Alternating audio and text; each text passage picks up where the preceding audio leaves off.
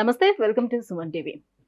Dental ట్రీట్మెంట్స్లో అత్యాధునికంగా అందుబాటులోకి వచ్చినటువంటి క్యాడ్ క్యామ్ ట్రీట్మెంట్ అనేది ఎవరికి ఉపయుక్తంగా ఉంటుంది, దీనివల్ల ఎలాంటి ఉపయోగాలు ఉంటాయి, ట్రీట్మెంట్ విధానం అనేది ఏ రకంగా ఉంటుంది, ఈ విషయాలన్నీ తెలియజేసేందుకు మనతో పాటు ఉన్నారు ఎఫ్ఎంఎస్ ఇంటర్నేషనల్ డెంటల్ క్లినిక్ నుంచి senior endodontist doctor Ramesh Babu Mandava గారు.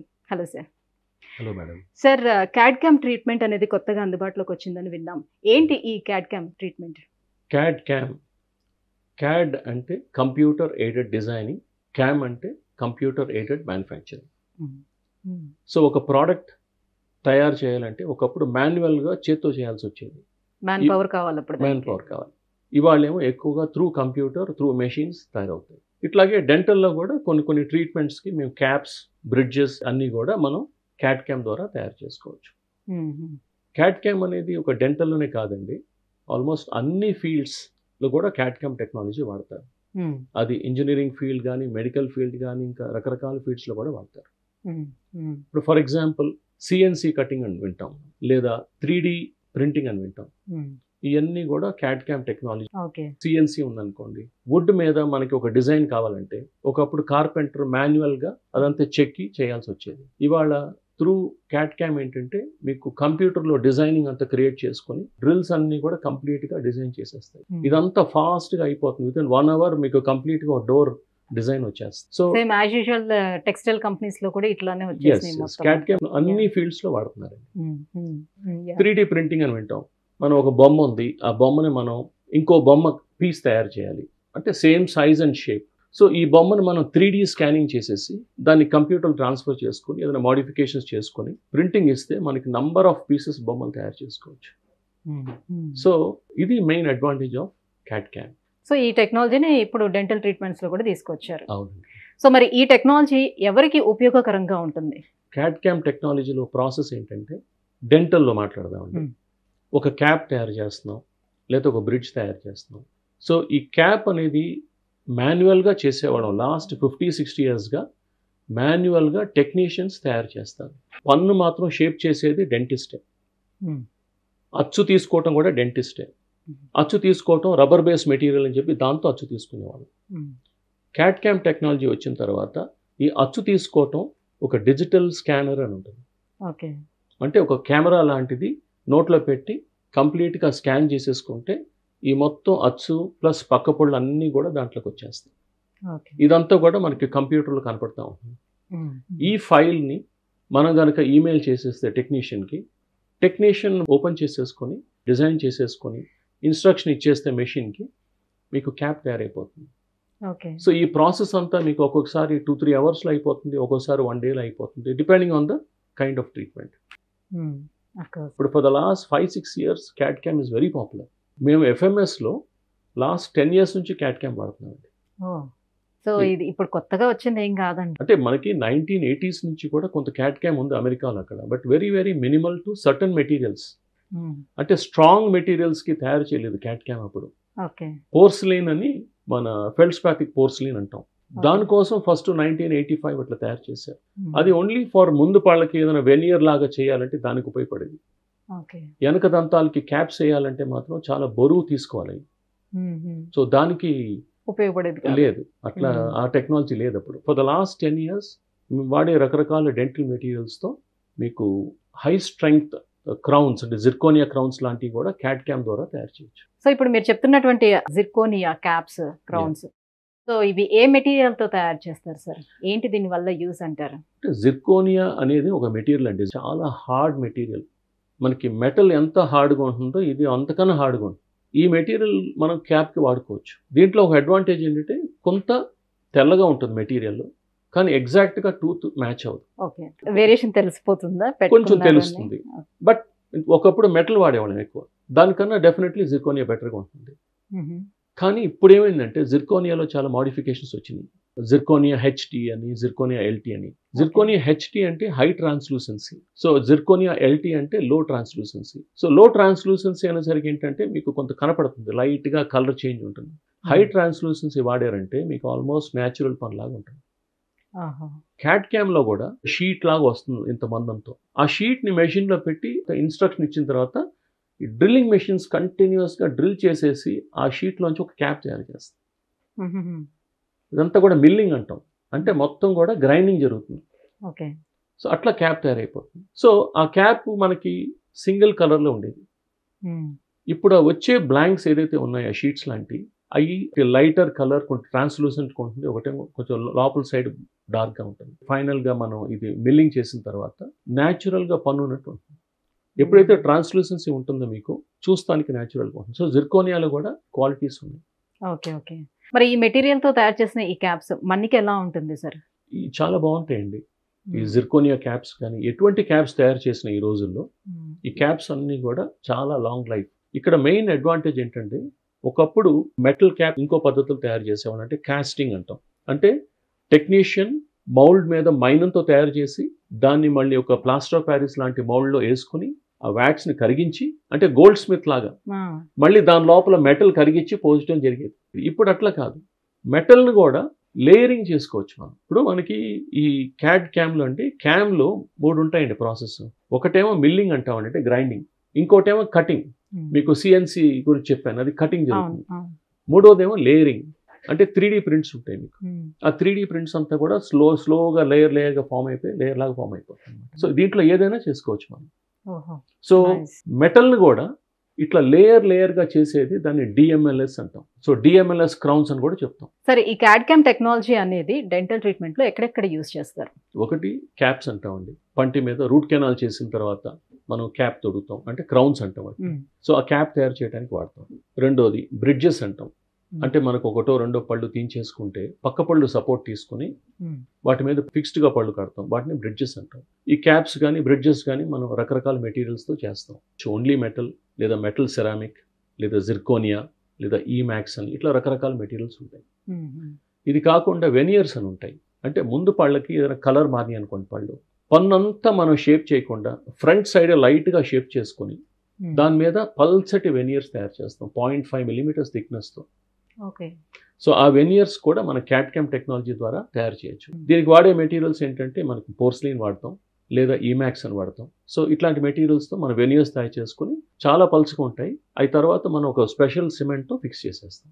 చాలా గట్టిగా ఉంటాయి, ఓడవై, ప్లస్ చూస్తానికి చాలా బాగుంటాయి. సపోజ్ మనం క్యాప్స్ కోసం పళ్ళ అరుగు తీసాం అనుకోండి, క్యాప్స్ కోసం పళ్ళ అరుగు తీసిన తర్వాత పేషెంట్ అట్లా ఇంటికి పంపించలేము, చూస్తానికి బాగుండదు.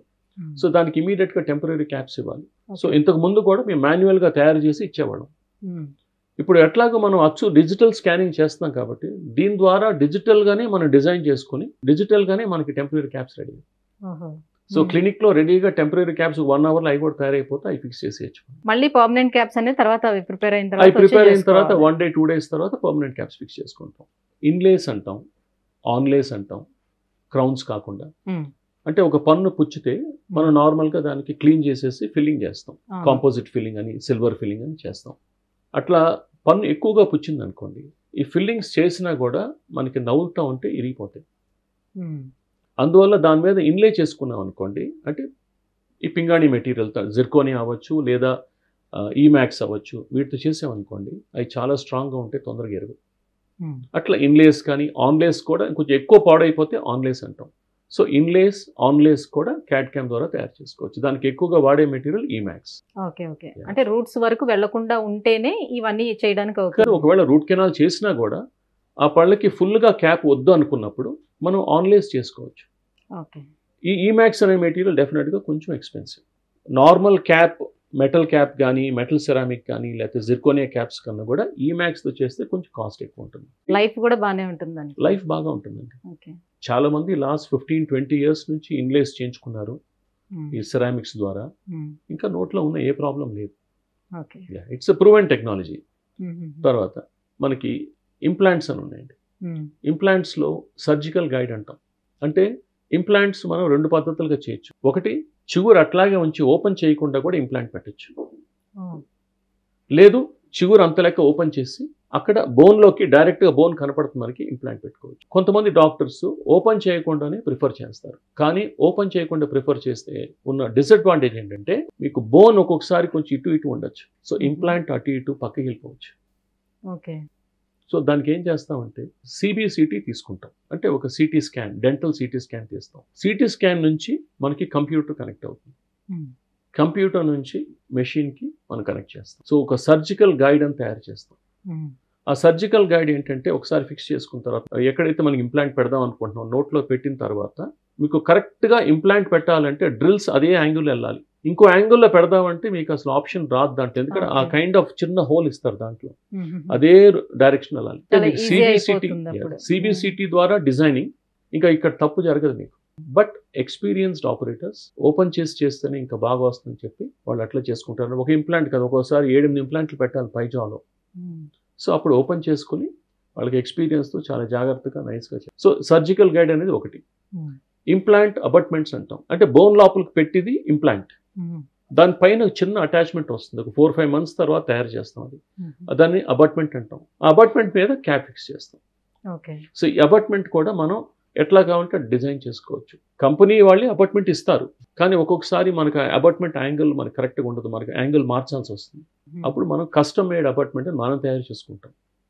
దానికి క్యాడ్ క్యామ్ ద్వారా మనం తయారు చేసుకుంటాం. తర్వాత ఆర్థోడాంటిక్స్ అంటే ఇప్పుడు మనకి క్లిప్లు వేస్తారు కదండి, ఇప్పుడు అలైనర్స్ అని వస్తున్నాయి. ఈ అలైనర్స్ కంప్లీట్గా మీకు స్కానింగ్ నోట్లో చేసేస్తాం, అచ్చు తీసుకోవట్లేదు, ఓన్లీ డిజిటల్ స్కానింగ్. తర్వాత కంప్యూటర్లో కంప్లీట్గా మనం డిజైనింగ్, తర్వాత మీకు అలైనర్స్ రెడీ అయిపోతాయి.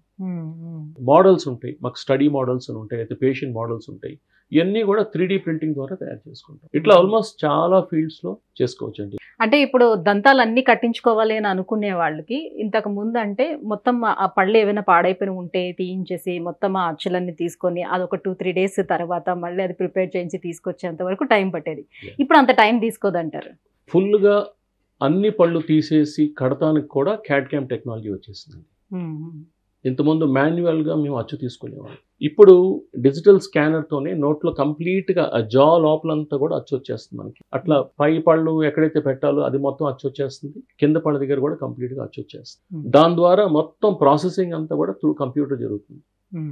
ఒక డెంచర్ చేయాలంటే ఒకరితో పని కాదు, అది ఒక 2-3 టెక్నీషియన్స్ కలిపి చేస్తేనే పని అవుతుంది. అట్లాంటిది జస్ట్ ఒక మెషిన్ ద్వారా డెంటిస్టే కూర్చొని చేసేసుకోవచ్చు క్లినిక్లో. సో ఇట్లా ప్రాసెస్ ఫాస్ట్ అయిపోయింది. సో రెండోది క్వాలిటీ అనేది కన్సిస్టెంట్గా ఉంటుంది. మీకు ఫ్యూచర్ అంతా కూడా క్యాడ్ క్యామ్ టెక్నాలజీ ఉంటుందండి ప్రతి ఫీల్డ్లో. మీరు చూస్తున్నారు ఇప్పుడు కంప్యూటర్స్ అనేది లాస్ట్ 20 yearsగా బాగా పాపులర్ అయింది. కంప్యూటర్స్, ఇంటర్నెట్ ఇవన్నీ బాగా వచ్చిన తర్వాత మీకు ఎంత కాంప్లికేటెడ్ డిజైన్ అన్నా కూడా మీరు ఈమెయిల్లో పంపించేయచ్చు. ఓకే. అట్లా. సో మరి కాస్ట్ ఆఫ్ ట్రీట్మెంట్ ఎలా ఉంటుంది సార్ ఇది? కాస్ట్ అనేది డెఫినెట్గా అంటే న్యూ టెక్నాలజీస్ ఎప్పుడైతే వస్తాయో అవి డెఫినెట్గా కాస్ట్ అనేది కొంచెం ఎక్కువే ఉంటాయి. బట్ స్టిల్ పేషెంట్కి రీజనబుల్గానే ఉంటుంది. అడ్వాంటేజెస్ ఎక్కువ ఉన్నాయి కాబట్టి మనం ఫర్ ఎగ్జాంపుల్ అండి, ఇప్పుడు ఒక 6,000 మనకి మాన్యువల్ టెక్నాలజీలో ఒక క్యాప్ తయారు చేసాం అనుకోండి, this may cost around 8 or 9,000. Okay. But దాంట్లో మళ్ళీ మెటీరియల్ క్వాలిటీ ఉంటుంది. అక్కడ అవసరాన్ని బట్టి ఆ మెటీరియల్ వాడామనుకోండి, సపోజ్ నేను హై ట్రాన్స్లూసెంట్ జిర్కోనే వాడాను అనుకోండి, మళ్ళీ కాస్ట్ పెరిగిపోతుంది, ఎందుకంటే ఆ బ్లాంకే చాలా కాస్ట్లీ. ఇదంతా మళ్ళీ 2-3 years తర్వాత వీటి కాస్ట్ తగ్గుతుంది, మళ్ళీ ఈ లోపల కొత్త టెక్నాలజీ వస్తుంది. ఇవాళ బ్రహ్మాండమైన టెక్నాలజీ ఇది, మళ్ళీ ఒక 2-3 years తర్వాత మళ్ళీ కొత్త టెక్నాలజీ, అది మళ్ళీ అప్గ్రేడ్ చేసుకోవాలి. సో అందువల్ల ఏంటంటే కాస్ట్ అనేది డెఫినెట్గా టెక్నాలజీస్తో పెరుగుతుంది, but not significantly. Patients can afford. Okay. So ఈ టెక్నాలజీ తోటి ఫైనల్లీ పేషెంట్స్కి ఎటువంటి అడ్వాంటేజెస్ ఉంటాయి, ఇంకా ఏం చెప్తారు? స్పీడ్ ఆఫ్ వర్క్ చాలా ఫాస్ట్గా ఉంటుంది. Number 2, consistent quality. అంటే మాన్యువల్గా టెక్నీషియన్ మీద ఎక్కువ ఆధారపడకుండా మెషిన్ ద్వారా మనం చేసుకుంటాం. ఎందుకంటే టెక్నీషియన్ ద్వారా ఆధారపడినప్పుడు టెక్నీషియన్ చాలా ఎక్సలెంట్గా ఉండాలి. డెంటిస్ట్కి ఎక్సలెంట్ స్కిల్ ఉన్నా కూడా టెక్నీషియన్కి అంత స్కిల్ లేకపోతే వర్క్ క్వాలిటీ సరిగ్గా రాదు. సో ఇక్కడ ఇద్దరికీ మంచి స్కిల్ ఉండాలి. ఇది ఎన్నో సంవత్సరాల నుంచి డెంటిస్టులు ఫేస్ చేసే ప్రాబ్లం. ఇప్పుడు మంచి టెక్నీషియన్ ఉండొచ్చు, ఇవాళ ఉండొచ్చు, రేపు ఇంకో ఊరికి వెళ్ళిపోవచ్చు. దానివల్ల ఏమవుతుందంటే క్వాలిటీ అనేది సఫర్ అవుతూ ఉంటుంది. ఇక్కడ ఏంటంటే కంప్లీట్గా మనం కంప్యూటర్ ద్వారా మెషిన్ ద్వారా చేస్తున్నాం కాబట్టి మీకు క్వాలిటీ కన్సిస్టెంట్గా ఉంటుంది. The future is all CAD CAM అండి. Thank you so much sir. So ఈ CAD CAM టెక్నాలజీ వల్ల ఎలాంటి ఉపయోగాలు ఉంటాయి, ఇటువైపు పేషెంట్స్ కానివ్వండి, అటువైపు డాక్టర్స్ కానీ ఎటువంటి ఉపయోగాలు ఉంటాయి అండ్ చికిత్సా విధానం గురించి తెలియజేసినందుకు thank you so much. Thank you.